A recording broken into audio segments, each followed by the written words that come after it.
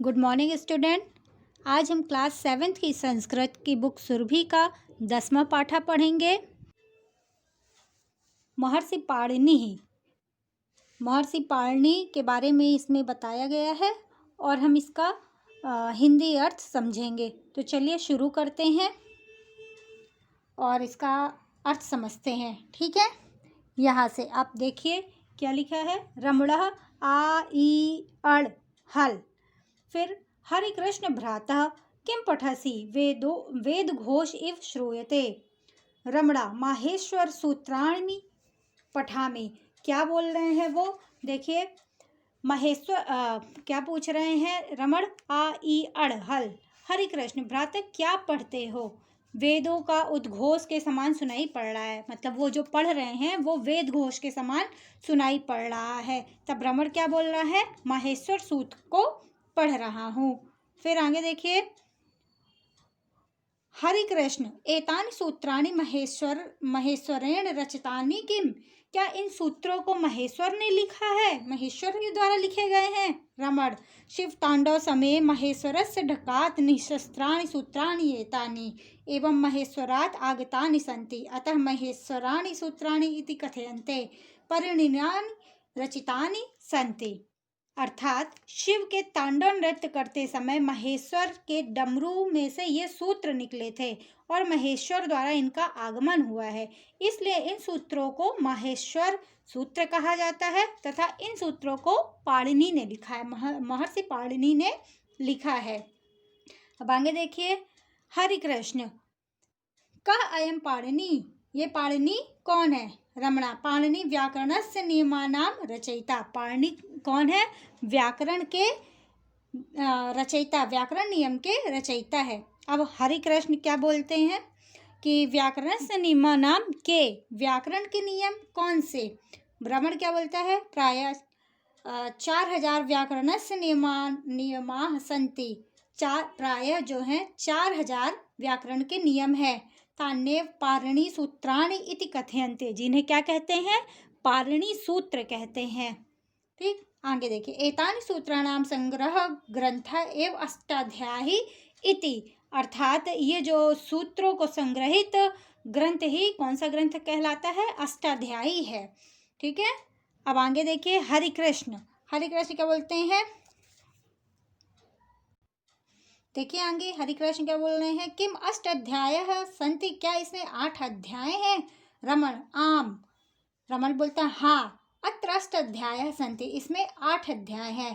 प्रत्येकस्मिन् अध्याये 4 पादः भवन्ति आहत्य प्रायः 4000 सूत्राणि।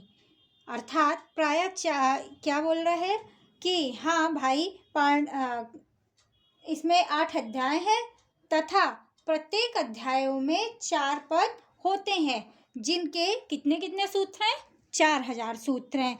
अब आगे देखिए। रमणे पाणिनि जन्म हरि कृष्ण पूछ रहे हैं अब उनसे। अग्रजः पाणिनि जन्म विषय ज्ञातुम इच्छामि। बोल रहे हैं कि भाई मुझे पाणिनि के जन्म के विषय में जानने की इच्छा है। तब रमण क्या बोलते हैं, उनको बताते हैं। पाणिनि जन्म पाकिस्तान से शालातुर ग्रामे अभवत। कहाँ हुआ पाणिनि का जन्म, पाकिस्तान के शालातुर गांव में हुआ। सह ग्राम तक्षशिला नगर से समीपे अस्ति। वह जो गांव है तक्षशिला नगर के समीप में है। तक्षशिला विश्वविख्यात अध्ययनम केंद्र आसीत्। तक्षशिला विश्वविख्यात अध्ययन केंद्र था। ठीक है, उनका जन्म जो है पाकिस्तान के शालातुर ग्राम में हुआ और जो तक्षशिला नगर के पास है, तथा तक्षशिला विश्वविख्यात क्या है, अध्ययन केंद्र है। फिर आगे हरि कृष्ण पूछ रहे हैं, पाणिनि काल कदा आसीत्। ठीक है, पाणिनि का काल कब से कब तक था। फिर रमणा विद्वांसः वदन्ति पाणिनि कालः प्रायः ईशा पूर्व 520 और 460 पर्यंतरम आदि सती। अर्थात विद्वान लोग कहते हैं कि पाणिनि का समय प्रायः ईशा पूर्व 520 से 460 के बीच था। फिर हरि कृष्ण पाणिनि मात्र पितरो नाम किम। हरि कृष्ण पूछते हैं इनके माता पिता का क्या नाम था। तब पाणिनि के माता पिता का क्या नाम था? रमणा। मातु नाम दक्षी, पितु नाम पाणि। माता का नाम दक्षी और पिता का नाम पाणि था। सोयम दाक्षी पुत्र पाणि एव महाव्याकरणम त्रिषु मुनिषु अन्यतम अस्ति। इसलिए ये दाक्षी पुत्र पाणि ही महाव्याकरण का के तीनों मुनियों में थे। अब हरिकृष्ण क्या बोल रहे? त्रय मुनिया के कौन से तीन मुनि? तो रमणः प्रथमः सूत्रकारः पाणिनि, द्वितीयः वाक्यकारः वररुचि, तृतीयः तु भाष्यकारः पातंजलि इति एते त्रय मुनियः व्याकरणस्य प्रवर्तकाः। अर्थात प्रथम सूत्रकार पाणिनि, द्वितीय वाक्य रचनाकार वररुचि और तीसरे भाष्यकार कौन थे? पातंजलि थे। ये तीनों मुनि व्याकरण के प्रवर्तक थे। कौन थे? पहले प्रथम सूत्रकार पाणिनि थे, द्वितीय व्याकरण रचनाकार वररुचि और तीसरे भाषाकार पतंजलि। ये तीन मुख्य व्याकरण के प्रवर्तक थे। ठीक, अब आगे देखिए हरिकृष्ण भ्राता व्याकरण नाम किम। अब पूछ रहे हैं व्याकरण नाम कौन से? रमणा व्याकरण नाम एक विशिष्ट शास्त्रम अस्ति। व्याकरण जो है एक विशिष्ट शास्त्र है। यत्र बहुविशिष्ट ज्ञानम वर्तते, इसमें बहुत ही विशिष्ट ज्ञान है। हरिकृष्ण किम विशिष्ट ज्ञानम, कौन कौन से विशिष्ट ज्ञान? तो हरिकृष्ण बोल रहे हैं, रमण क्या बोल रहे हैं? विशिष्ट ज्ञानमेव विज्ञानम, माहेश्वर सूत्रेषु स्वर विज्ञानम, पाणिनि सूत्रेषु गणित विज्ञानम च विद्यते। विशिष्ट ज्ञान ही विज्ञान है। वो पूछते हैं विशिष्ट ज्ञान क्या विशिष्ट ज्ञान, तब वो बोलते हैं विशिष्ट ज्ञान ही विज्ञान है। माहेश्वर सूत्र हैं जिसमें स्वर ज्ञान है, पाणिनि सूत्र गणित विज्ञान इनमें होते हैं। तब हरिकृष्ण बोलते हैं प्रातः तहिर पाणिनीय व्याकरणम प्राचीनम विश्व प्रसिद्धम भारतीय विज्ञानम खलु। तब क्या बोल रहे हैं वो? हरिकृष्ण बोलते हैं प्रातः भ्रातः तब तो व्याकरण प्राचीन विश्व प्रसिद्ध भारतीय ज्ञान हुआ। तब रमण क्या बोलता है? सत्य प्रोक्तम, सत्य कह रहा है।